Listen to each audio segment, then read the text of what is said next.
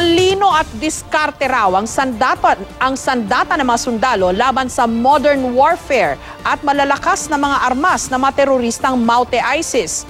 At kahit isang buwan na ang bakbakan sa Marawi, nananatili raw mataas ang moral ng armed forces. May report si Emil Sumaco. Sino ba naman ang mag-aakalang may silbi pala ang makakapal na tabla na inilalagay ng mga sundalo sa paligid ng mga fire support vehicle at armored personnel carrier na lumulusob sa frontline ng bakbakan? Una ko itong napansin noong mapalaban ng tropa ng Marines sa area ng Tulay ng Mapandi noong mga unang araw ng opensiba.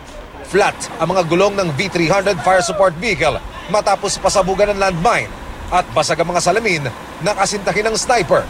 Pero ang rocket-propelled grenade na ibinuga rito hindi lumusot at tila nasupalpal ng pinagpatong-patong na karton at tabla.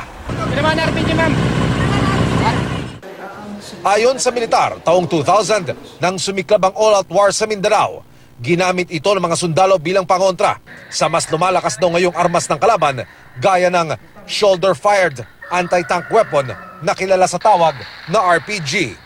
Ito kasi ay effective.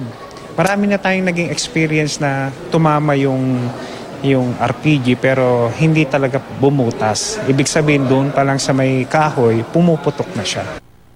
Pati sa aktual na pakikipaglaban, lumulutang ang diskarting Pilipino. Kung saan makikita na habang pinapangas ng isang scout ranger ang hawak niyang fried chicken, naka-sniper position naman sa kanyang tabi ang kabady niya. Sinisipat sa butas sa mga kalaban para hindi sila maisahan. Wala mang mga meal ready to eat, nakakapagluto pa rin ang mga tropa gamit ang improvised na mga kalan. Ang masukal na lokasyong ito sa conflict zone, naging sandaling pahingahan makaraang mapalaban. Hindi rin problema kahit kulang sa quarters. Dumadaan po lahat yan sa training in terms of exposure sa bundok, paano matulog sa lupa, paano mabasa na walang palitan ng gamit. Mataas daw ang moral ng tropa ng pamahalaan. Sobrang suporta ang natatanggap po namin sa ating mga kababayan. Alam nyo, kahapon lang nag-marketing po yung mga sundalo natin.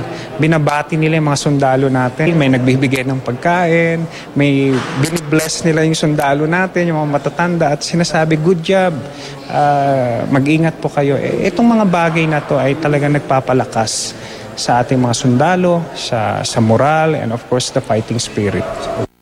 Emil Sumangil, GMA News.